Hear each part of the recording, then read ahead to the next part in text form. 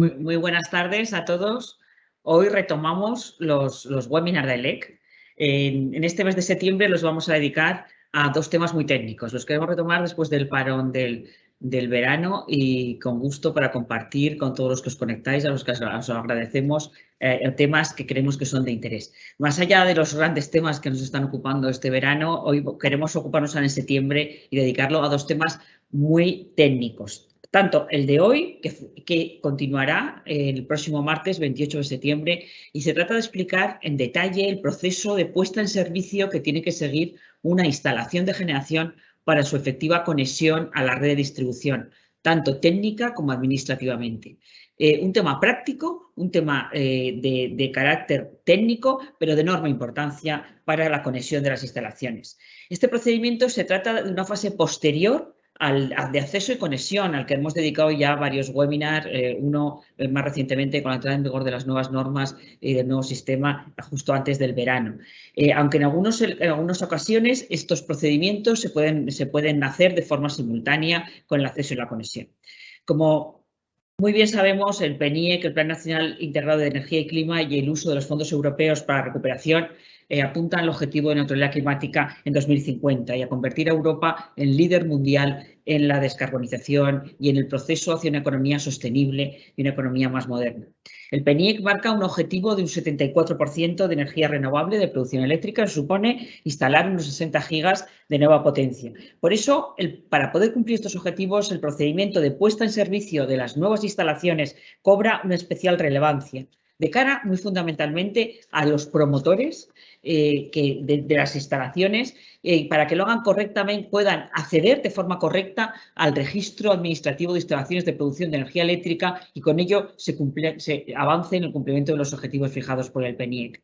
Para clarificar la información y la documentación que tienen que remitir los titulares de las instalaciones de generación al gestor de la red de distribución, en este proceso de puesta en servicio, desde ELEC ya en noviembre, y luego se actualizó posteriormente, se publicó una guía explicativa para los generadores que se quieran conectar tanto en el sistema eléctrico peninsular como en los sistemas eléctricos no peninsulares. Por tanto, y en este primer webinar que hacemos después del verano, contamos con las presencias de los miembros de las empresas integrantes de ELEC, que son gestores de la red de distribución, como bien saben, y que explicarán el contenido de estas guías y pondrán en contexto el proceso de puesta en servicio. Pretendemos que sea útil para todos los que estáis escuchando y estáis conectados. Y recordando además también cómo se inserta en el proceso anterior de acceso y conexión. Básicamente, en las guías se detalla todo el procedimiento de notificaciones operacionales, fijado tanto en la normativa europea como en la nacional, que abarca desde la energización de la instalación de generación hasta la puesta en marcha definitiva para iniciar la operación comercial. Y, en segundo lugar, la documentación requerida por el gestor de la red de distribución para la emisión de las mismas. Quiero dar las gracias a los representantes de las empresas que van a intervenir en este webinar, a Luis Preyezo del Grupo EDP, Daniel David del Grupo Endesa y Alicia Carreras de Redes Eléctricas Inteligentes, Grupo Iberdrola. Pero también quiero dar las gracias a Jacobo Álvarez, responsable de regulación de AELEC, que va a moderar este debate y que dará paso a cada uno de los ponentes que intervengan en la jornada. Espero que sea de interés y que sea útil. Y muchas gracias por estar aquí, por conectaros, y a los intervinientes por cedernos esta posibilidad de que podamos conocer cómo se puede hacer este proceso. Muchas gracias. Jacobo, cuando quieras. Bueno, buenas tardes a todos. Gracias, Marina, por la introducción. Os paso a presentar entonces a los tres ponentes de la jornada de hoy, que, como bien dice Marina, nos explicarán en detalle el proceso de puesta en servicio que ha de seguir una instalación de generación para su efectiva conexión a la red de distribución. En primer lugar, y además los presento por orden de intervención, contamos con Daniel David, que es ingeniero eléctrico por la Universidad Politécnica de Cataluña, licenciado en Economía y doctor en Economía por la Universidad de Barcelona. Lleva más de 20 años ocupando diferentes puestos en E-Distribución, que es la empresa de distribución del Grupo Endesa. Actualmente trabaja en el Departamento de Desarrollo de Nuevas Oportunidades de Negocio de Redes y desde el año 2016, ya hace 5 años, participa activamente en el proceso de implementación de los códigos de red europeos. A continuación intervendrá Luis Preyezo, es ingeniero industrial por la Universidad de Cantabria, posee un máster en Business Analytics por la Universidad Europea y un máster en Dirección de Empresas. Luis comenzó su actividad laboral en el año 99 en el sector industrial de Cantabria, en las empresas Bridgestone y Solve Química. En el año 2002 se incorpora a Visgo Distribución como responsable de régimen especial. En el año 2012 pasa a ser responsable de la atención al cliente de las distribuidoras del Grupo Viesgo, hasta 2019, cuando pasa a ser responsable de nuevas conexiones en el mismo grupo. Y por último, contamos con Alicia Carreras, que es ingeniera superior industrial por la Universidad Politécnica de Valencia. Cuenta con una experiencia de 11 años en el Departamento de Planificación y Regulación de IDE. Empresa, como sabréis, es la empresa distribuidora del Grupo Iberdrola y principalmente en el área de regulación técnica. Durante 2 de esos años, Alicia ha trabajado en el Departamento de Asset Management en Scottish Power Energy Networks, que es la filial escocesa del Grupo Iberdrola, y desde el año 2020 también está participando en todo lo que es el proceso de implementación nacional de los códigos de red. Bueno, pues dada la complejidad de este tema que anunciaba Marina, pues los ponentes han preparado una presentación conjunta. Yo mismo haré la primera parte de la presentación con los objetivos, si me podéis pasar, por favor, para ya mostrar el índice de la presentación. Vale, para que lo veáis. Os decía que yo mismo ahora os comentaré brevemente cuáles son los objetivos del webinar y a continuación ya doy paso a Daniel David, que es el primer ponente en intervenir, para que vaya desarrollando los siguientes puntos.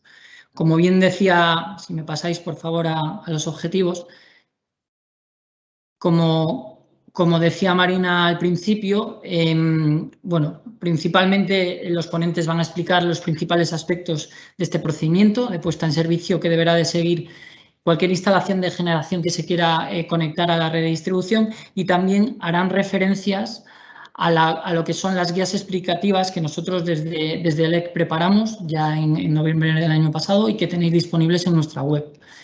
Al final de la presentación podréis, os lanzaré preguntas que podáis tener, y además tenéis habilitado ya el chat para ello. Las vais dejando ahí, al final las recogemos y se las voy presentando a ellos, ¿vale? Bueno, pues sin más pasamos al siguiente punto que inicia Daniel David presentando. Muchas gracias. Buenas tardes y muchas gracias. Pues yo os voy a contar, si pasamos a la siguiente slide, os voy a contar un poco los antecedentes.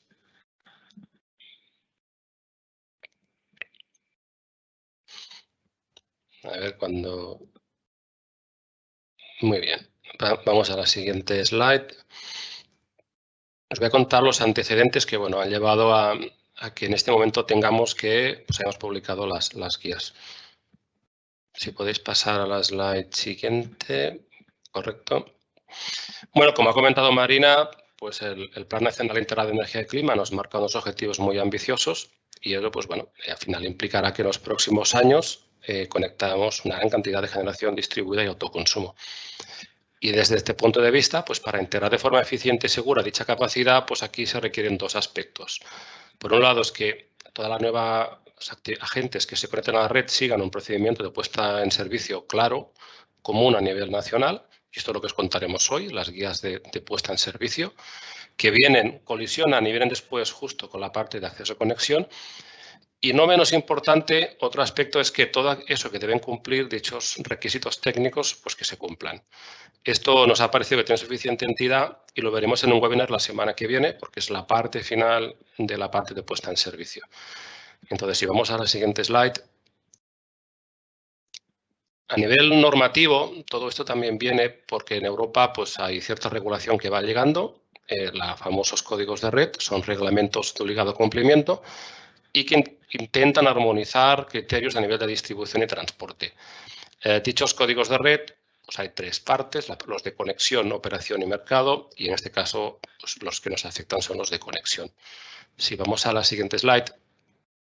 Aquí, dichos reglamentos tienen una particularidad importante, es que son de obligado cumplimiento y tienen 2 tipos de requisitos. Definen aspectos que hay que cumplir el día que entra en vigor dicho reglamento y son comunes para toda Europa, y otros requisitos que son abiertos, que en cada Estado miembro tiene que definir pues, una propuesta de implementación dentro de un margen. En el caso de España, pues el año 2016 se montaron grupos de trabajo con muchos agentes implicados. Seguramente muchos de los que estáis aquí presentes habéis estado en algún grupo, en algún subgrupo, en algún monográfico, en un workshop, y de dichos grupos salieron las propuestas que, si vamos a la siguiente slide, pues nos llevó a que el Ministerio el año 2020 publicara pues, un Real Decreto 647 y la Orden Ministerial TED 749.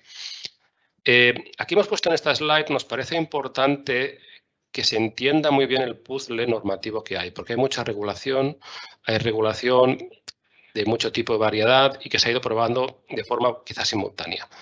Entonces, para que se entienda bien, en lo que es la parte de condiciones de acceso y conexión, criterios de acceso y conexión, esto está muy bien explicado en la circular y el Real Decreto del Ministerio, el 1183.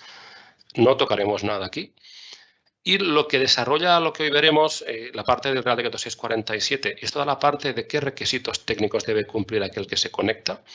Toca algo de condiciones de seguridad en cuanto, bueno, pues hay temas de ajustes, de protección que sí que puede afectar a nivel de cumplir algún requisito, a nivel, por ejemplo, de un hueco de tensión. Es importante que la protección no desconecte durante un hueco, sino que se pase el hueco y luego la protección actúe.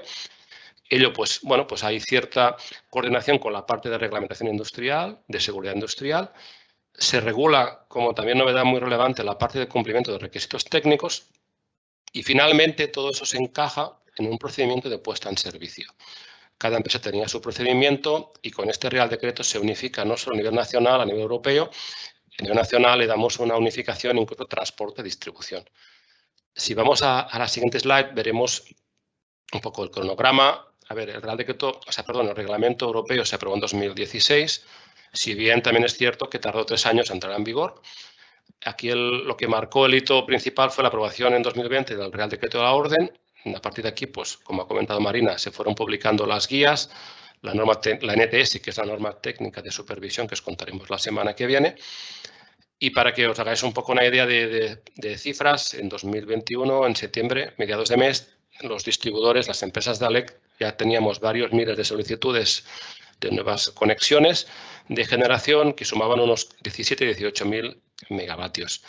Estas cantidades son importantes porque cuando vayan avanzando en el proceso deberán cumplir lo que ahora os contaremos más adelante. Si vamos avanzando a la siguiente slide, vamos a entrar un poco más en detalle. Podéis pasar.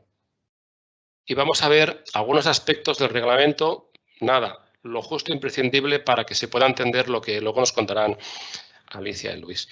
A ver, en cuanto al reglamento europeo, a la generación se le conoce como módulos de generación de electricidad. Es una definición traducida del inglés. Y el reglamento lo que hace es separar, perdón, puedes avanzar, exacto. Lo que hace es clasificar la generación en 2 tecnologías, generación síncrona y lo que sería electrónica de potencia renovable. En síncrona podríamos tener cogeneraciones, ciclos combinados, una nuclear, y en electrónica de potencia o módulo de parque eléctrico, pues la eólica, la fotovoltaica. Y, a su vez, el reglamento habla de que la generación se clasifica por niveles de significatividad, es decir, la clasifica en función de su potencia.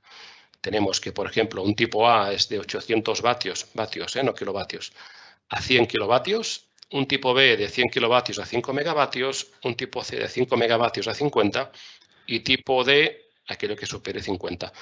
También otro criterio para evaluar es la tensión, es decir, una instalación que tenga tensión igual o mayor a 110 ya de entrada es un tipo D.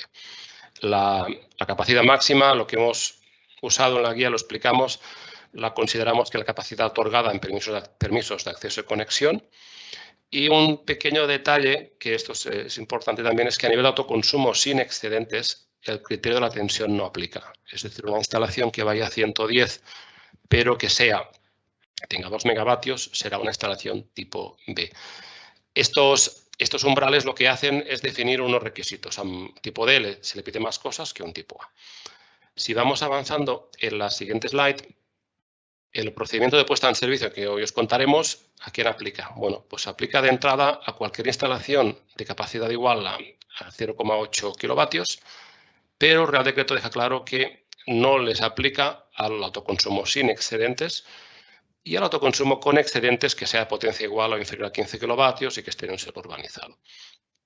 Si vamos a la siguiente, en la propia guía también explicamos que esto viene explicado en el Real Decreto, el reglamento, es que por defecto todo el mundo ha de cumplir lo que está escrito en el Real Decreto y en el reglamento y en la orden ministerial, pero hay una serie de particularidades que puede ser que deban cumplirlo todo o, por ejemplo, en función de la fecha de compra de equipos, de la puesta en servicio, pues no deba cumplir ninguno de estos 3 bullets y siga cumpliendo aquello que había previamente a su aprobación. Esto en la guía hay un flujograma y unos esquemas que aquí no contamos por simplicidad, pero lo tenéis todo muy bien explicado. Y si vamos a la siguiente slide, pues ahora cedo la palabra a mi compañero Luis Prellizo, que nos va a contar pues, ya en detalle el procedimiento de acceso, conexión y cómo viene la parte de puesta en servicio. Adelante, Luis. Muy bien, buenas tardes. Bueno, como dice Daniel, ahora en el siguiente módulo lo que vamos a tratar es más en concreto aterrizar lo que son los 2 procedimientos, digamos, estrella que tiene que tener en cuenta cualquier generador que quiera conectar una instalación a red. Por un lado, tiene que cumplir con el procedimiento de acceso y conexión, que es el que os voy a dar yo unas pinceladas muy rápidas porque, bueno, el objeto de este webinar es más bien el siguiente procedimiento, que es de puesta en servicio de las instalaciones. Sí que es cierto que ambos procedimientos son de obligado cumplimiento y son complementarios, es decir, es necesario que se cumplan con los dos para la previa puesta en marcha de la instalación, la conexión y el vertido a red de la misma. Si pasáis la diapositiva, por favor. Bien, aquí, como vemos, queda remarcado en naranja el procedimiento de acceso y conexión, que luego da a su vez paso al procedimiento de puesta en servicio y finalmente la conexión efectiva de la instalación a la red. El procedimiento de acceso y conexión pues, se rige, como todos sabéis, por el Real Decreto 1183/2020, que se publicó a finales del año pasado. Ha sido objeto, como comentaba antes Marina, de otros webinars en los cuales se han entrado en más profundidad sobre este Real Decreto.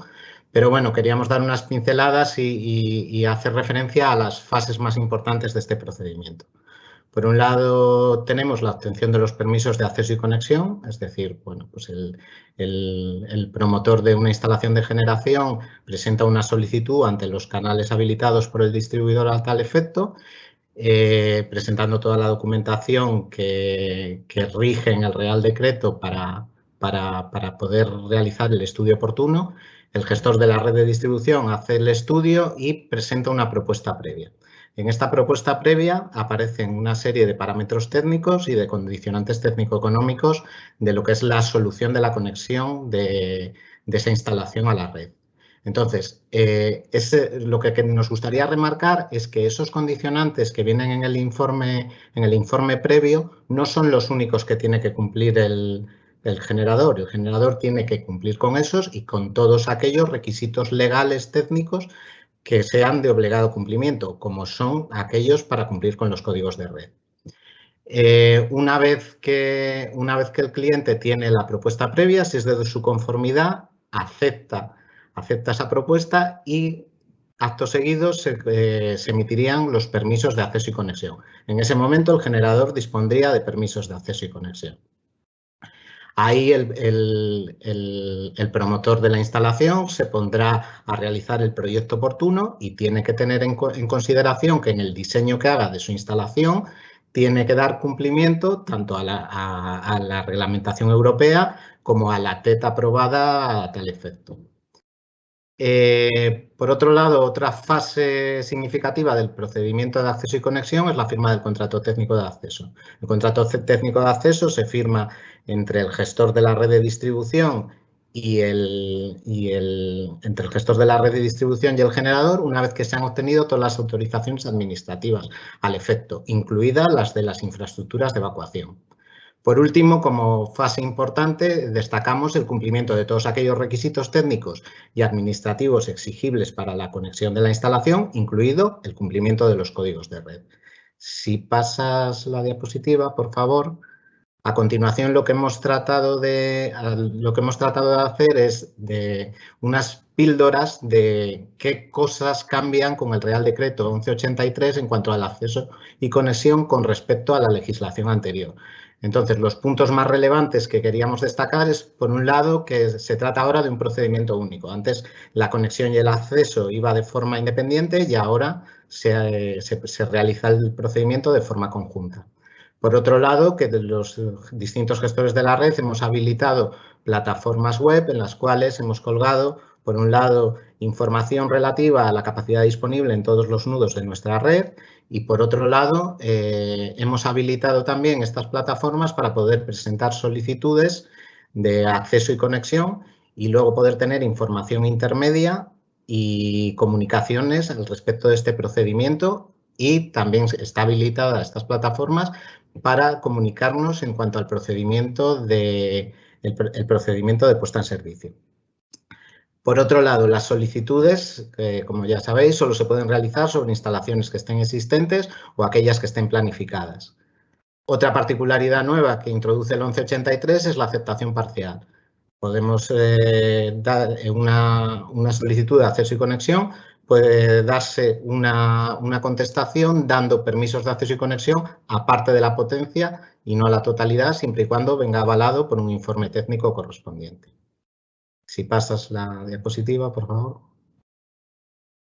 Como punto relevante y que tiene también mucha relación con lo que es el procedimiento de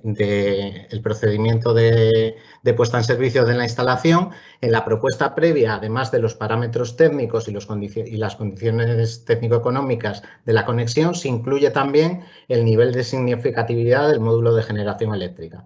Con esto lo que implica es que el productor ya sabe con qué requisitos técnicos tiene que cumplir para cumplir con los códigos de red en función del grado de significatividad. Por otro lado, en la circular y en las especificaciones de detalle también se determina que para la viabilidad o no de la conexión de un determinado generador es necesario que éste cumpla con los requisitos del Reglamento Europeo, además de con el Real Decreto 646/2020. Si continúas.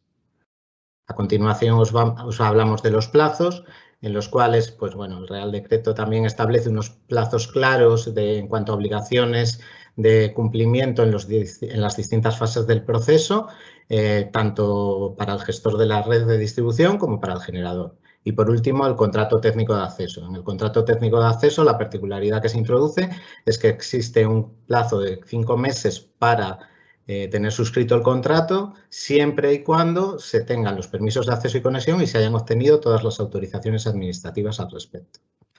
Pasamos al siguiente. En el siguiente, a modo esquemático, hemos hecho un resumen de lo que es el procedimiento de acceso y conexión y cómo ensambla con el procedimiento de puesta en servicio.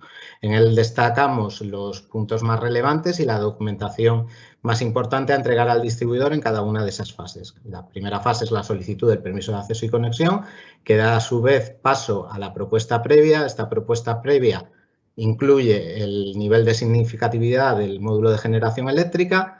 Una vez que el generador está conforme con esta propuesta previa, realiza una aceptación de la misma que desemboca en los permisos de acceso y conexión.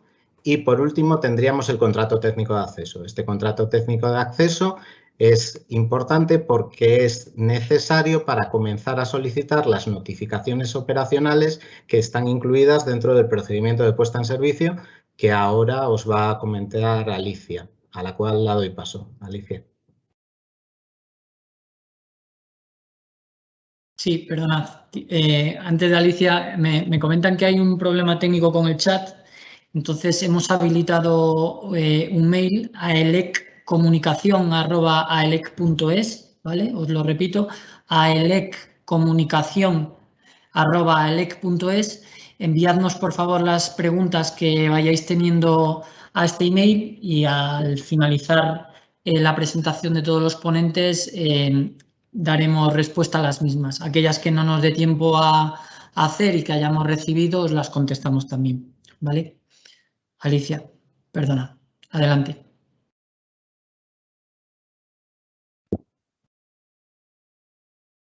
Problemas técnicos aparte, y a continuación os explico el procedimiento de puesta en servicio.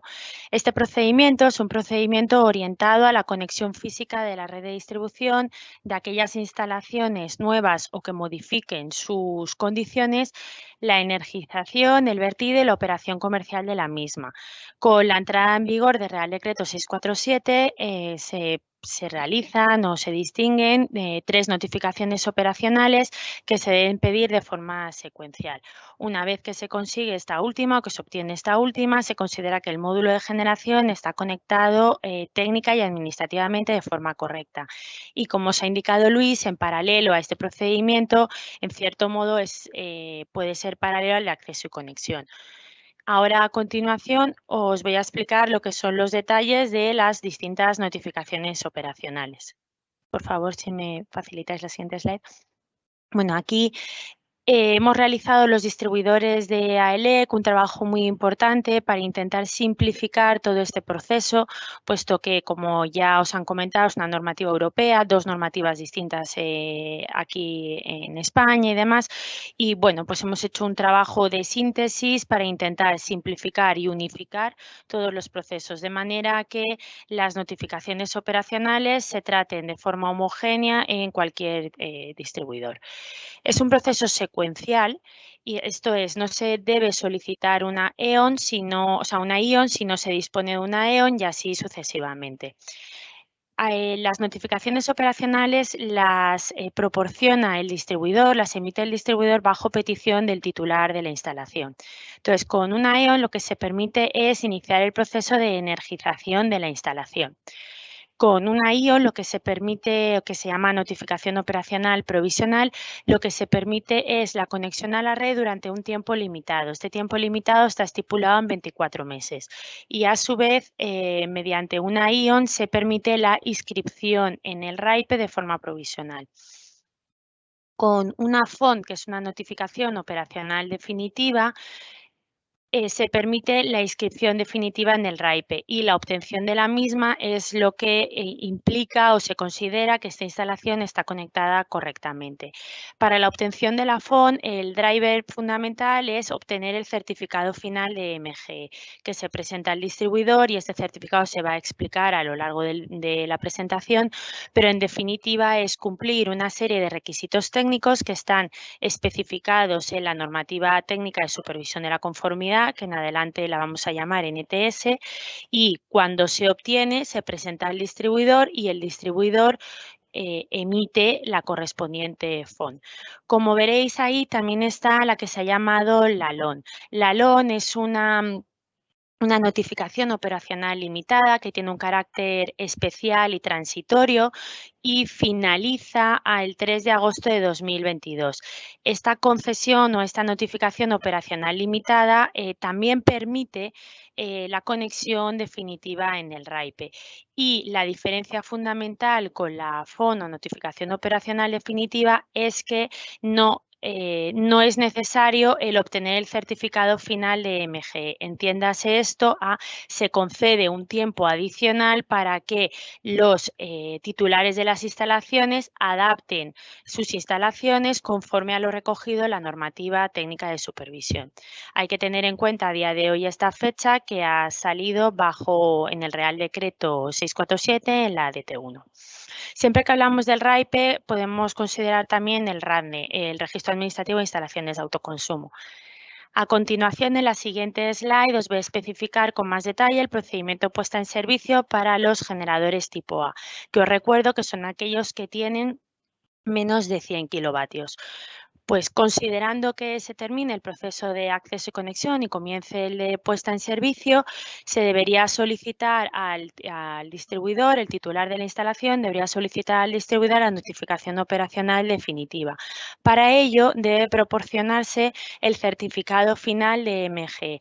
Este certificado indica que se cumple la normativa técnica de supervisión, lo proporciona en el caso de los tipo A un instalador autorizado o empresa instaladora y el modelo de este certificado y el procedimiento está recogido en la NTS. Esto se va a explicar o es objeto del próximo webinar que hay el día 28 en AELEC. Adicionalmente, si el MG dispone de protecciones adicionales a las propias protecciones de la UG, que en terminología códigos de red, la UG es la unidad de generación principal, que es la planta de generación principal. Pues entonces, si se dispone de protecciones adicionales a la propia unidad de generación, se debe de entregar este informe de revisión de protecciones. Este informe lo proporciona una OCA y el modelo también está especificado en la NTS en el apartado 715. Una vez que se dispone de la documentación, se entrega al distribuidor por unas vías que posteriormente os explicará Luis, y el distribuidor, una vez que verifica que la información es correcta, entrega la correspondiente FON. Con la FON te permite la inscripción definitiva en el RAIPE. Adicionalmente, para la inscripción definitiva en el RAIPE, el distribuidor, a la vez que entrega la FON, va a entregar el informe del gestor de la red de distribución, donde se acredita la adecuada cumplimentación de los requisitos de información técnicos y operativos. Y este se va a entregar a aquellos MG con potencia instalada menor o igual a 5 megavatios. Una vez obtenida la FON, se considera que el módulo de generación está conectado correctamente. Si no se dispone a día de hoy del certificado final de MG, para eso está habilitada la notificación operacional limitada, para que una vez que se obtenga, se entregue o se pueda inscribir el módulo de generación en el RAIPE definitivamente. No olvidemos que la LON tiene un plazo de validez y por tanto de emisión del 3 de agosto de 2022. Una vez finalizado este plazo, el distribuidor tiene o debe comunicar tanto al titular como a la administración competente la pérdida de efecto de esta LON, y esto supondrá una cancelación en la inscripción definitiva del RAIPE. Si pasamos a la siguiente diapositiva, os cuento el procedimiento de puesta en servicio para los BCID. Este procedimiento es un tanto más complejo, pero sigue la misma filosofía. Aplica, por tanto, a todos aquellos mayores de 100 kilovatios. Y el proceso es secuencial, esto es, una vez que se tienen los permisos de acceso y conexión, se solicita la notificación operacional de energización. Para ello, se debe presentar el contrato técnico de acceso firmado con el distribuidor, el acuerdo de los ajustes de protección y control firmado con este mismo y el contrato de servicios auxiliares. Una vez que se disponga de los tres documentos, se emite al distribuidor y el distribuidor verifica que está conforme y entrega la preceptiva EON. Con esta EON ya se puede iniciar el proceso de energización. Esto es, el proceso de energización con el distribuidor no puede comenzar sin la preceptiva EON. Entonces, una vez que se obtiene, adicionalmente se entrega información en el proceso propio de la energización. Esto es, como ya os ha comentado Luis, la autorización administrativa, las de puesta en servicio. También debe entregarse, si se dispone de protecciones de cabecera y demás, el informe de protecciones que anteriormente os he mencionado que proporciona una OCA. Mediante esta documentación ya se energiza el módulo y el siguiente paso es la solicitud de una notificación operacional provisional. Volver un segundito al anterior, que nos hemos dejado a la mitad del esquema. Una vez que para solicitar la ION, se debe entregar otra documentación diferente que, como veis, está muy clara la documentación que hay que entregar y va en función de la potencia que tenga la instalación. Es el certificado de lectura en el caso de que el encargado de lectura sea el distribuidor, el certificado de lectura del operador del sistema en caso de que éste sea el encargado de lectura, o bien, si la potencia es mayor que 1 megavatio, debe entregarse el informe previo a la ION que proporciona el OS. Este informe debe solicitarse al operador del sistema y una vez que se disponga de él, se entrega al distribuidor. Este informe es el antiguo IVCTC final preliminar que ya entregaba a Red Eléctrica. Entonces, esto, una vez que el distribuidor lo recibe y verifica que está todo correcto, pues concedemos la ION. Recordar que la ION permite la conexión a la red durante 24 meses. Con esto, el titular del módulo de generación ya puede inscribirse de forma previa en el RAIPE y continuar con el proceso. Esto es, en caso de que quiera realizar vertido, el titular del módulo de generación debe comunicar la fecha prevista del inicio del vertido al distribuidor con una antelación mínima de 10 días hábiles y como veréis ahí, debe de entregar adicionalmente la propia inscripción previa en el RAIPE y la APSP. La APSP la entrega a Red Eléctrica y es la aprobación de la puesta en servicio de pruebas preoperacionales de funcionamiento. Una vez que se disponga, el siguiente paso ya es solicitar una FON. Para ello, ya hemos dicho que el driver fundamental para la FON es disponer del certificado final de MGE. Este certificado, en el caso de este tipo de módulos de generación B, C y D, ya no lo entrega el instalador autorizado, sino que lo entregaría el certificador autorizado para las instalaciones tipo C y D. Y para las B, puede ser el instalador autorizado o empresa instaladora o, en su caso, el certificador autorizado. Todo esto ya os comentamos que se explicará con detalle en el webinar y se explicará qué requisitos técnicos tienen que cumplir para obtener dicho certificado. Adicionalmente, cuando las instalaciones tengan una potencia individual o agregada mayor de 5 megavatios, pues deberán entregar el informe previo a la FON, que este informe lo entrega también Red Eléctrica y es lo que antes se llamaba el IVCTC final definitivo. Una vez que se dispone de esta documentación, se facilita al distribuidor y el distribuidor verifica que está todo correcto y emite la preceptiva FON.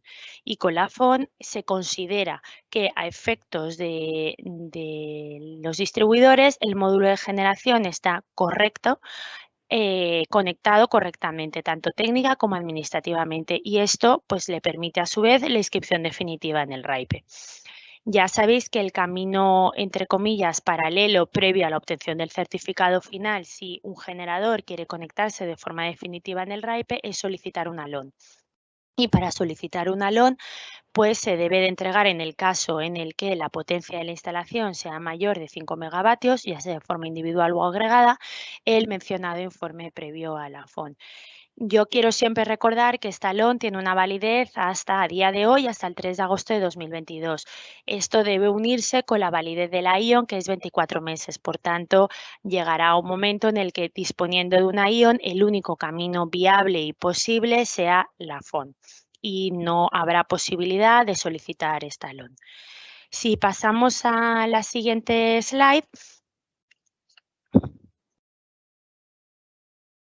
Aquí, bueno, esto ya lo hemos mencionado a lo largo de la presentación, pero en definitiva, para obtener una FON se debe verificar, un certificador o instalador autorizado o empresa instaladora debe verificar que el MGE cumple todos los requisitos técnicos exigibles. Estos requisitos técnicos están en la norma técnica de supervisión de la conformidad y cuando esto se verifica se entrega el certificado final de MGE al titular y el titular debe de proporcionarlo al distribuidor. La norma técnica de supervisión aplica a todo tipo de generadores, desde los A's hasta los D's, pero con criterios de proporcionalidad. Esto es, no se le va a exigir los mismos requisitos técnicos a un generador tipo A que a un generador tipo D. Y en esta misma norma lo que se definen son las pruebas, los ensayos y las simulaciones que se tienen que tener o que deben realizarse para obtener el certificado final de MGE. En la siguiente slide veréis cómo AELEC ha proporcionado esta información en su web, que la información está en las guías que os estamos comentando, que es el objeto de este webinar, y también veis en la página web que aparece en la slide, veis información asociada con los códigos de red. Como ha mencionado Dani, hay más aparte del de generación. En la siguiente presentación lo que vais a ver es que el procedimiento de puesta en servicio también aplica a las no peninsulares. En todo momento nos hemos centrado en las peninsulares, pero a las no peninsulares también les aplica este procedimiento. Por favor, si podéis pasar a la siguiente diapositiva. En este procedimiento, como veréis, está recogido. Por favor, si podéis pasar a la siguiente. Gracias.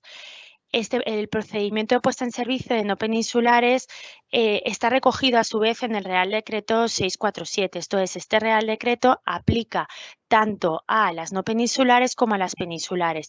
La única diferencia y por la cual se ha incluido o se ha realizado una guía específica para las no peninsulares es que no existen grados de significatividad del módulo de generación y los umbrales de potencia para solicitar el informe previo a la ION y a la FON del operador del sistema son diferentes. Entonces, como esto pues dificultaba la redacción de las guías, hicieron dos guías diferentes.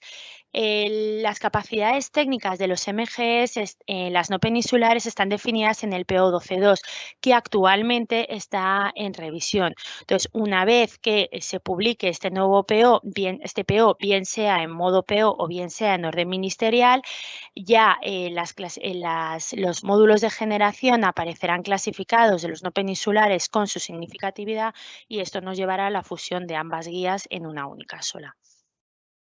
Y ya a continuación, mi compañero Luis os va a contar cómo las empresas de AELEC hemos implementado todo este procedimiento en nuestros sistemas. Muy bien. Bueno, mientras vuelven a colocar la presentación, vamos, básicamente lo que queríamos mostraros lo tenéis ahí en la propia presentación y podéis acceder a través de ello. Las distintas empresas de la asociación, pasa la siguiente, por favor. Las distintas empresas de la asociación hemos preparado plataformas y canales de comunicación para poder tramitar de forma ágil y fácil con vosotros y yendo directamente a los interlocutores correctos, tanto el procedimiento de acceso y conexión como el procedimiento de puesta en servicio de instalaciones. Entonces, bueno, no me voy a extender más porque ahí tenéis tanto los links como las direcciones, pues tanto de la distribuidora del grupo Iberdrola como la del grupo Enel, como las distribuidoras del grupo EDP que yo represento. Si nos vamos ya directamente a las conclusiones, para finalizar, sí que me gustaría, bueno, el contenido de este webinar realmente es un poco denso y realmente yo lo que quiero es que os quedéis con 4 ideas principales. Por favor, ¿podéis pasar hasta las conclusiones? Con cuatro ideas principales, porque realmente esto, a medida que empecemos a trabajar con ello, nos iremos encontrando, os iréis encontrando con problemas en casos particulares que iremos resolviendo con vosotros de la mano. Entonces, yo como principales conclusiones, bueno, mientras se pone o no, os voy diciendo, me quiero quedar con 4 principalmente. Por un lado, la primera de todos es que el procedimiento de puesta en servicio antes era un procedimiento que cada empresa distribuidora lo hacía de una forma diferente y solicitaba cosas diferentes, no estaba arreglado. La segunda idea es que con el Real Decreto 647 y con el Real Decreto 647 y con la normativa europea, esto lo que ha venido es para hacer de forma homogénea el procedimiento a todas las empresas distribuidoras, por lo tanto creemos que os va a facilitar hasta cierto punto la tramitación a aquellos que gestionéis solicitudes de generación en distintas redes de distribución. Luego, por otro lado, sí que me gustaría dejar de relieve una cosa que ha indicado Alicia, que es la proporcionalidad. Es decir, a un generador de pequeña potencia no se le va a exigir técnicamente lo mismo que a un generador grande. Por tanto, la proporcionalidad es algo muy importante que hasta ahora no estaba arreglado tampoco. Y por último, lo que quería dejar de relieve es que existen unas guías que podéis consultar en la página de AELEC que explican el procedimiento, unifican el procedimiento y que nosotros estamos a vuestra disposición para cualquier aclaración al respecto de ellas y como ya os hemos dejado en la presentación, tenéis los contactos de nosotros para cualquier gestión relacionada con este procedimiento. Yo por mi parte nada más, daros las gracias por vuestra asistencia y vuestra atención y paso a Jacobo y abro el turno de preguntas con él. Muchas gracias.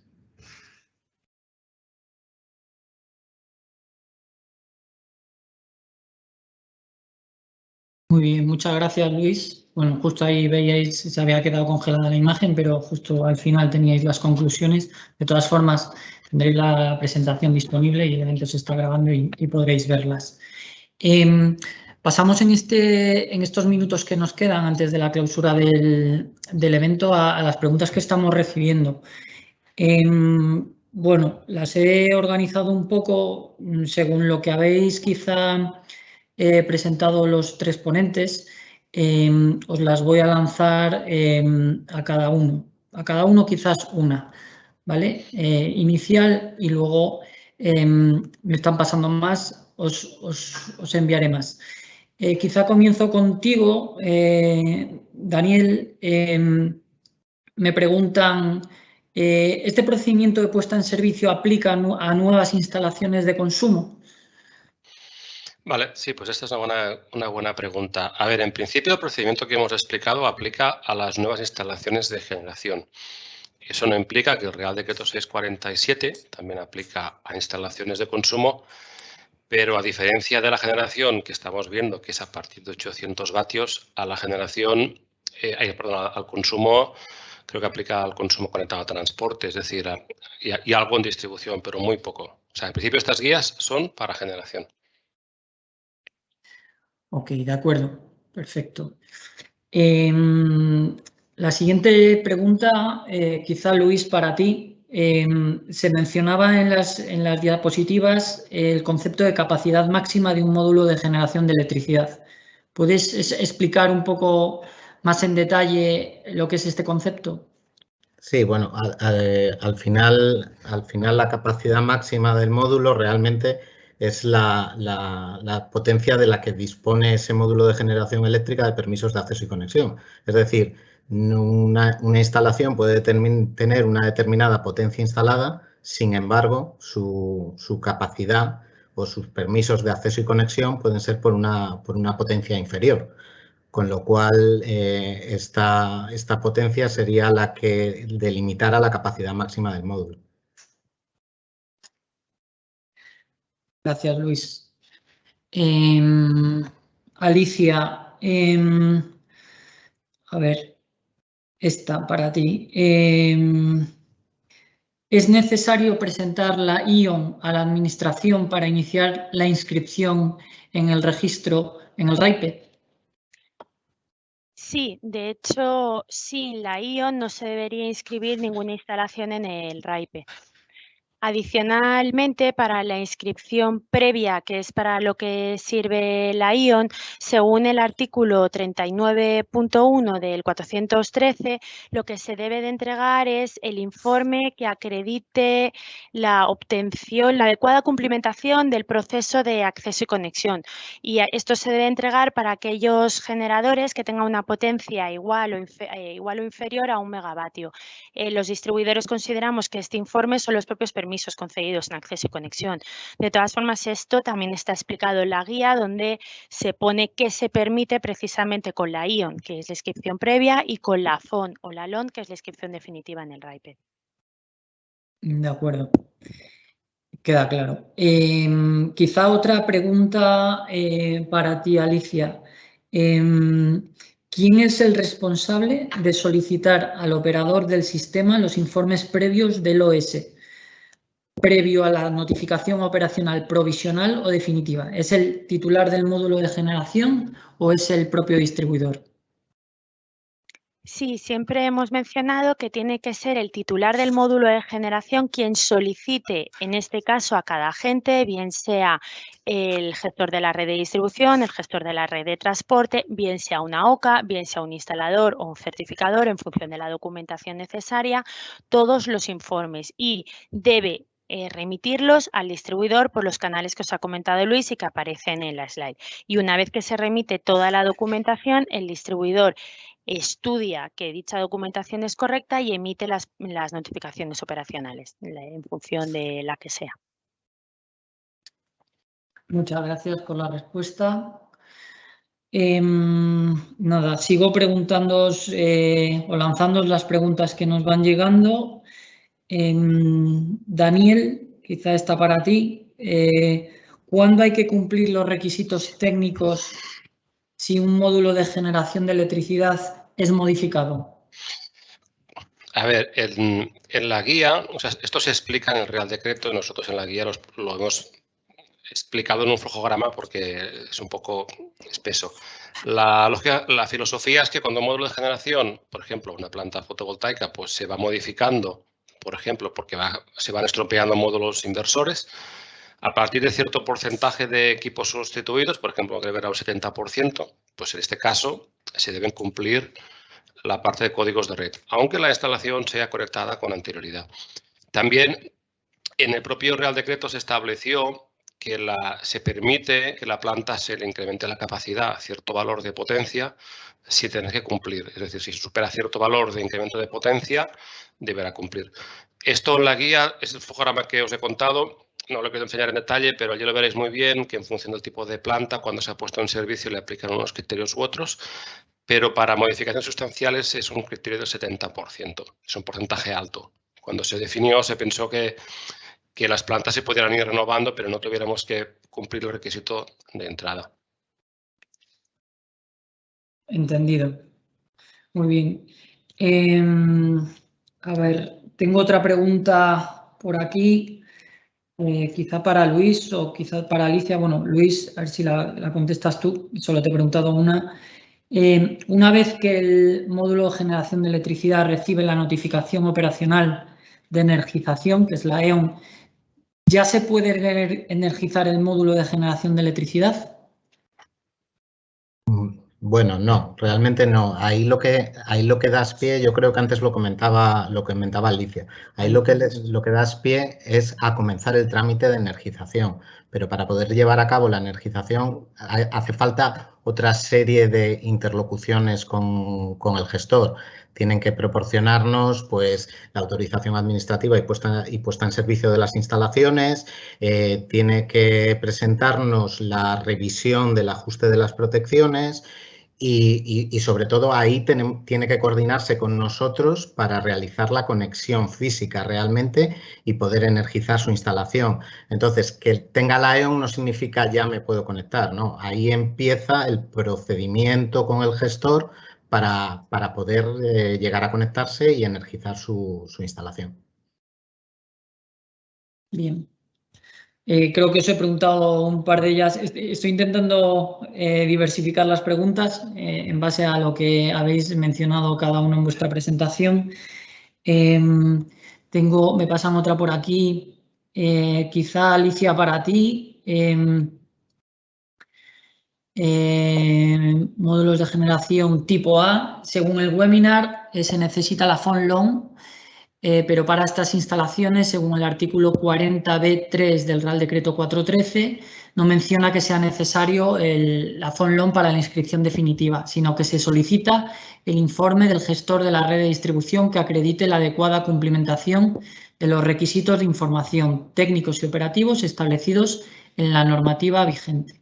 La pregunta es, ¿sustituiría la FON-LON a este informe o se debe solicitar este informe para la inscripción definitiva? Categóricamente no. Aquí es donde, no sé si, categóricamente no. A ver, aquí es donde hemos intentado explicar que esto es un compendio de mucha normativa porque previamente viene todo en la parte de acceso y conexión y a su vez se junta pues el Reglamento Europeo, la Orden TED, el Real Decreto 647, la NTS y el Real Decreto 413 de 2014. En el Real Decreto 647 es donde se especifica, y eso se ha traducido todo en nuestra guía, donde se especifica que para la inscripción, creo que habéis indicado para los SAS, para la FON, para la inscripción definitiva en el RAIPE, lo que se tiene que entregar es una FON.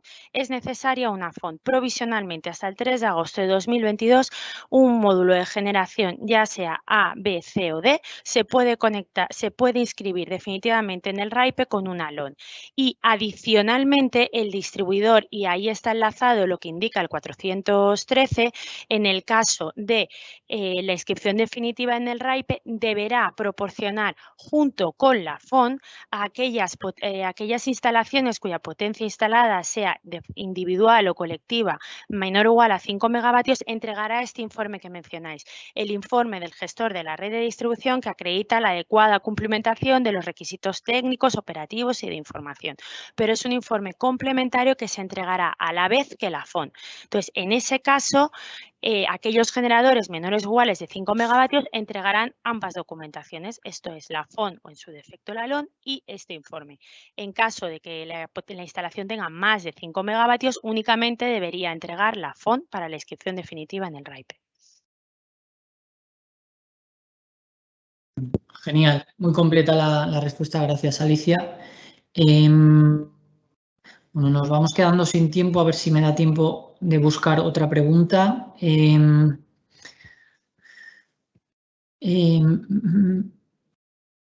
Vale, quizá Luis, para ti, porque has presentado tú brevemente lo que es el proceso de acceso y conexión, quizá esta es más para ti.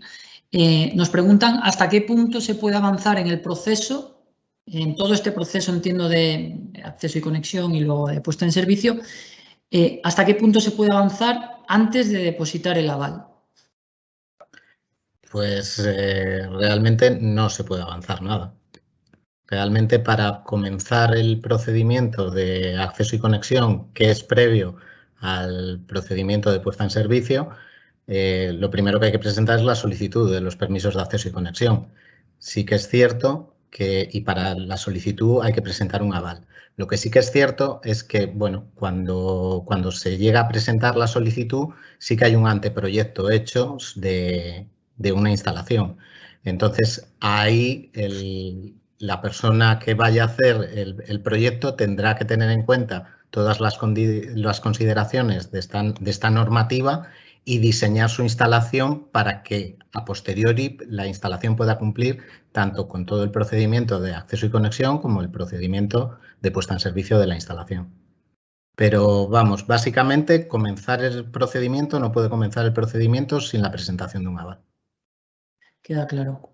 Gracias, Luis. Pues quizá la última ya para ti, que nos quedamos sin tiempo, y procedo luego a dar paso a Marina para la clausura de esta jornada. Y también, como tiene que ver con acceso y conexión y con permisos, Luis, nos preguntan, el Real Decreto 1183 contempla también hibridación y que cumpliendo ciertos requisitos es posible tramitar nuevas instalaciones renovables tramitándola como una actualización de los permisos ya existentes. La pregunta es, ¿cómo se tramita una actualización del permiso de acceso y conexión ya existente? Al final, para nosotros, esa tramitación de la gestión de la tramitación es como una nueva solicitud, pero esa solicitud no va a suponer la emisión de nuevos permisos, sino una actualización de los permisos existentes. Lo que pasa es que sí que a efectos de documentación a presentar, etcétera, etcétera, tiene que cumplir también con lo que establece el Real Decreto 1183 al respecto. Pero vamos, al final no es la emisión de unos nuevos permisos, sino simplemente una actualización de los existentes. Muy bien, pues nos quedan 3 minutos para cumplir con el tiempo. Yo os agradezco enormemente vuestra presencia en la jornada de hoy. La verdad es que es un tema complejo, pero yo creo que con la presentación que habéis hecho esquemática, la gente que no está muy metida en esto se pueda llegarlo a entender bien y además van a tener la presentación en sus manos para verlo en detalle.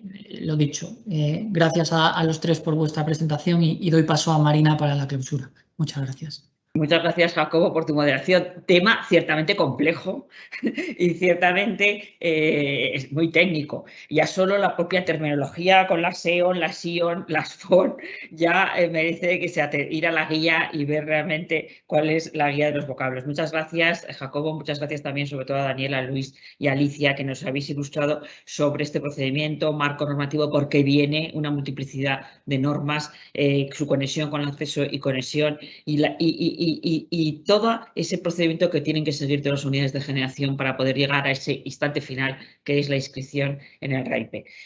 Creo, por tanto, que os agradezco vuestro esfuerzo. Seguiremos intentando hacerlo simple. Espero que sea útil y todos, gracias por estar allí, por vuestro interés y por las preguntas que habéis formulado. Como ya han indicado los ponentes, el próximo martes, día 28, continuaremos con la NTS, la normativa técnica la norma técnica de supervisión, que trata del procedimiento de evaluación de los requisitos de conexión de los generadores en la red, como última etapa para completar este procedimiento.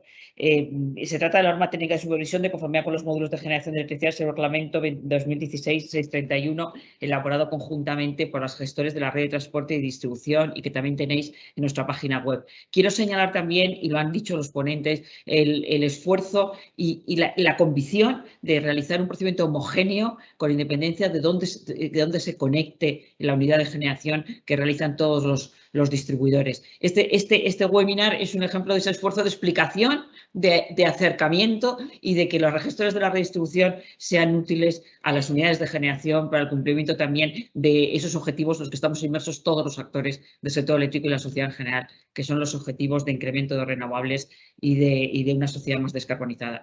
Muchas gracias a todos, buenas tardes y espero veros y que os conectéis también y os resulte de interés el próximo martes. Un saludo.